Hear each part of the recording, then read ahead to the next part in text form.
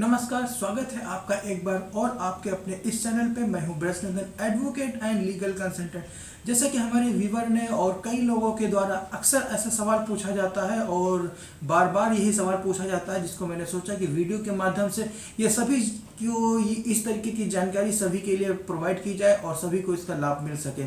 स्वागत है आपका एक बार और आपके अपने इस चैनल पे। और अगर जो आप चैनल पे फर्स्ट टाइम आए हैं तो इसको सब्सक्राइब कर लें, लाइक करें और साथ में शेयर करें, जिससे ऐसी ही जानकारी दूसरों लोगों तक मिलती रहे और जिससे वो इसका लाभ उठा सकें।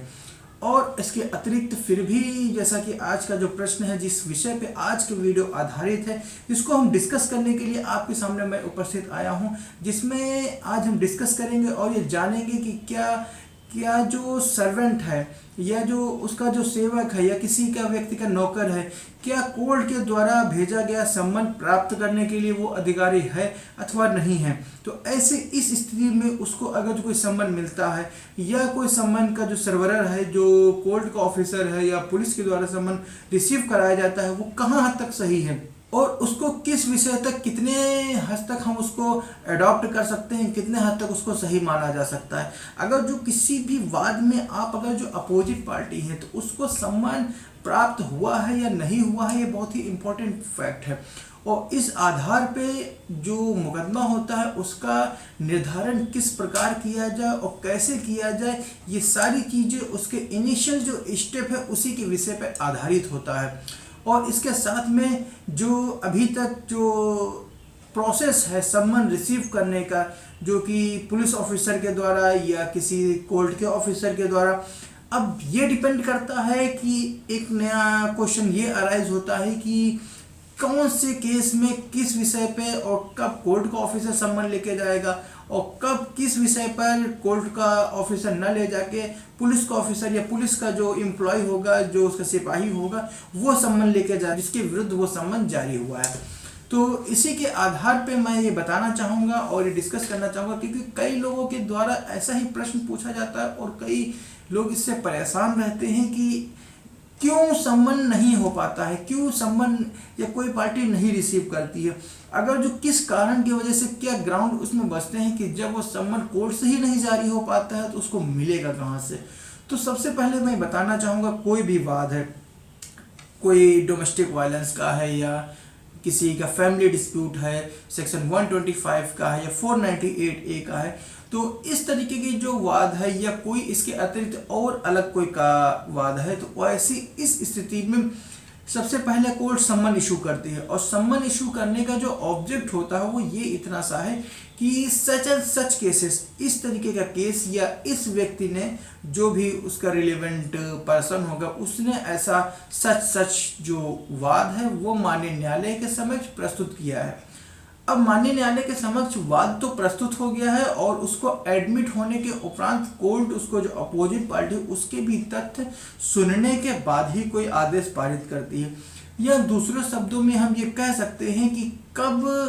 किस स्थिति में कोर्ट जो है दूसरे के विरुद्ध आदेश जारी करती है या नहीं जारी करती है। क्योंकि एक चीज़ और, यहाँ पे दो प्रश्न फिर से अराइज होते हैं कि अगर जो कोई भी कोर्ट है, अगर जो उसने सम्मन के लिए उसने इशू कर दिया है, अब वो पार्टी जिसके विरुद्ध सम्मन इशू हुआ है वो तो टर्न अप होके आता है या नहीं भी आता है। तो अगर जो आता है तो ठीक है, नहीं आता है तो फिर आगे की प्रोसीडिंग अडॉप्ट होगी। लेकिन अगर जो कोई इंटरिम ऑर्डर अगर जो कोई पास कर रहा है, कोर्ट को ये प्रतीत होता है या उसको लगता है कि ऐसा आदेश पारित करने में उसको विपक्षी को सुना जाना आवश्यक नहीं है, या उसके जो तथ्य हैं या उसके जो फैक्ट हैं हम उसको बाद में भी सुन सकते हैं। क्योंकि इंटरिम ऑर्डर और इंजंक्शन जब कोई कोर्ट पास करती है तो उसमें एक लाइन अवश्य लिखती है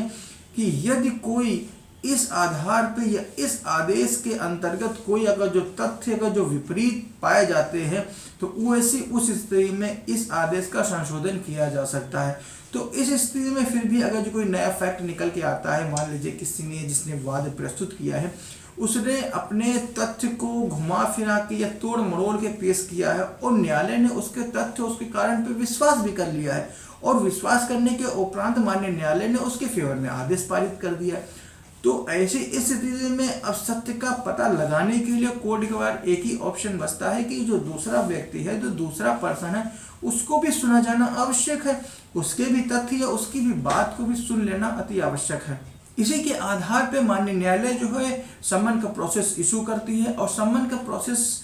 क्योंकि सम्मन कोर्ट के द्वारा जाता है कि जो कि जितने की सिविल केसेस हैं और जिसमें सिविल डिस्प्यूट इन्वॉल्व होता है, उनमें जो कोर्ट का ऑफिसर होता है वो सम्मन लेके उस जो पार्टी जिसके विरुद्ध, वो जो अपोजिट पार्टी है जिसके विरुद्ध वाद प्रस्तुत किया गया है, एक हो, दो हो या चार हो, जितने भी व्यक्ति होते हैं, कोर्ट का ऑफिसर उसके घर पे जहां भी जो एड्रेस आपने दिया होगा उस पते पे जाके उसको वो तामील कराता है, यानी कि उसको रिसीव कराता है।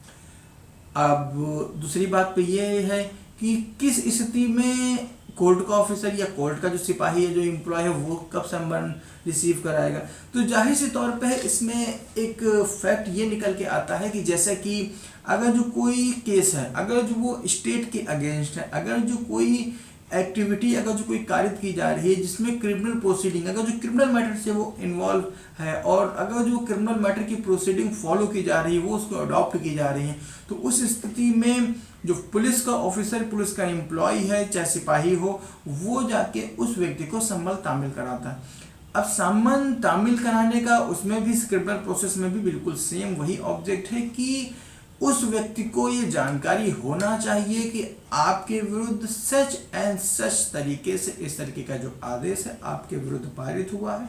और ये धाराओं के साथ में आपके विरुद्ध केस पंजीकृत किया जा चुका है, इसकी सच एंड सच ये डेट लगी हुई है और उस डेट पे आप या आपके अधिवक्ता के माध्यम से अपने आप उसमें आके प्रस्तुत होके आपको जो कहना वो कहें आके। नंबर एक चीज। दूसरी चीज ये है कि अगर जो वो व्यक्ति जिसके विरुद्ध वो सम्मन रिसीव किए गए हैं या वो ना हो कि कोई और व्यक्ति उसका फैमिली का हो, तो यहाँ पे मैं ये भी बताना चाहूँगा कि सेक्शन 64 सीआरपीसी में क्लियरली मेंशन है कि वो सम्मन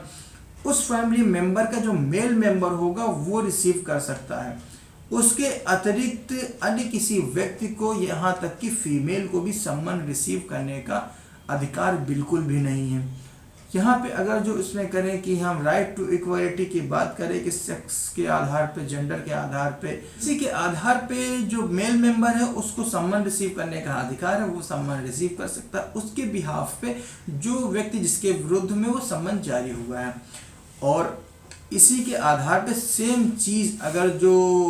और भी एक्टिविटी अगर जो इन्वॉल्व होती हैं या और भी केसेस अगर जो इन्वॉल्व होते हैं, एक से ज़्यादा भी हो सकते हैं, जितने भी हों, तो वैसे उस स्थिति में फिर भी वो व्यक्ति जिसके विरुद्ध सम्मन जारी हुआ वो व्यक्ति रिसीव करे या उसके बिहाफ पे उस फैमिली का मेल मेंबर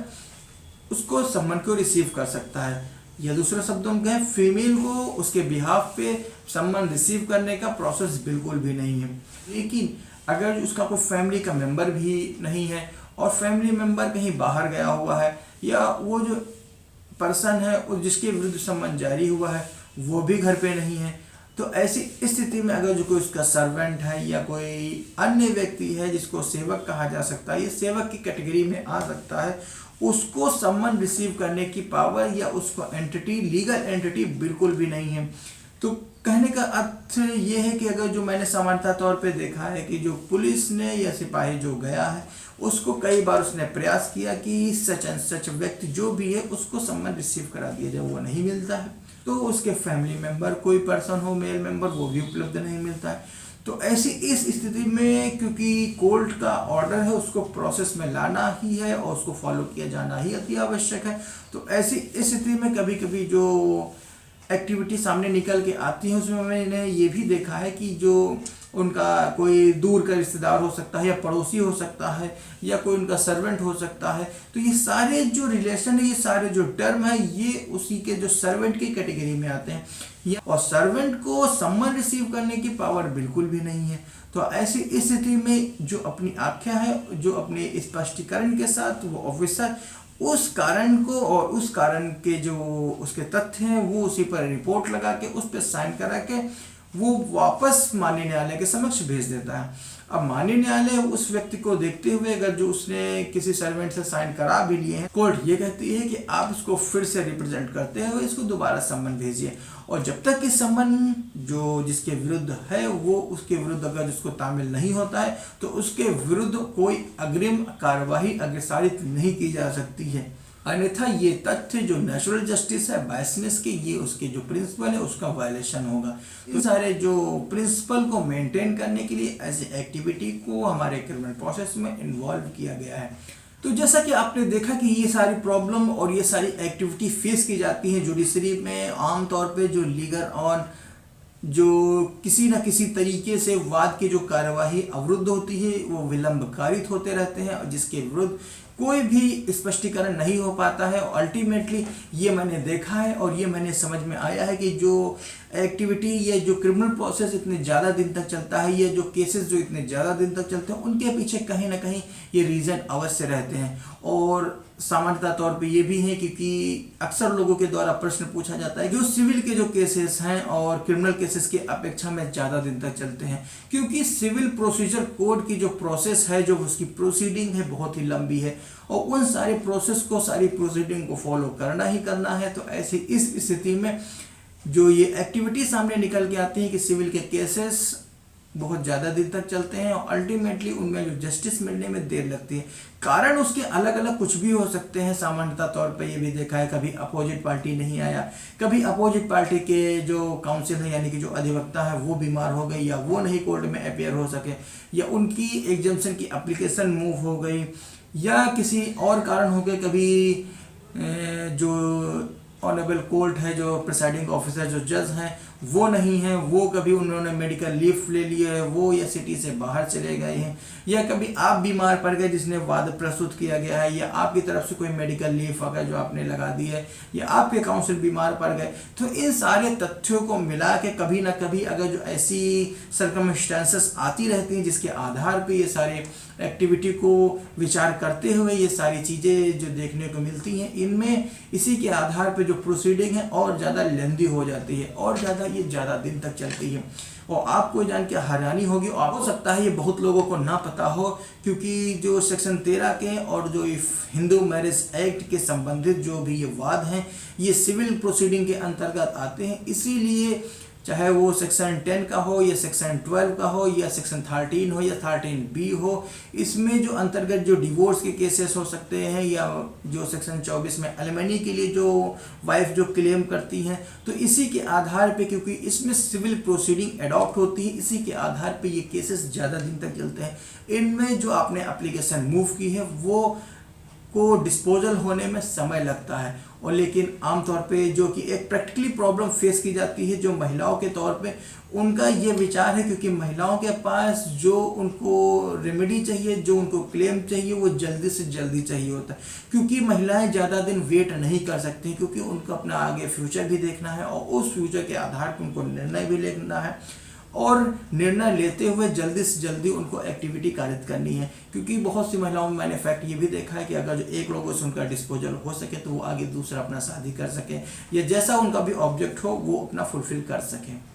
आज का वीडियो यहीं तक है, इतना ही है। मिलते हैं किसी और एक वीडियो में एक नए विषय पर, एक नए अंग पर चर्चा करने के लिए। तब तक के लिए एक चीज़ मेरी और अनुरोध है कि अगर जो आपकी कोई समस्या है, कोई आपकी जिज्ञासा है, कोई आप हमसे अगर जो प्रश्न पूछना चाहते हैं, या अपना कोई मैटर है, या कोई आपकी अपनी समस्या है हमसे आप डिस्कस करना चाहते हैं, तो संपर्क करने का माध्यम है वो स्क्रीन पे है। आप उसको संपर्क करके आप हमसे अपॉइंटमेंट फॉलो करके आप हमसे बात कर सकते हैं। और तब तक के लिए हंसते रहिए, मुस्कुराते रहिए, और हाँ, वीडियो अंत तक देखने के लिए प्रेम पूर्वक धन्यवाद।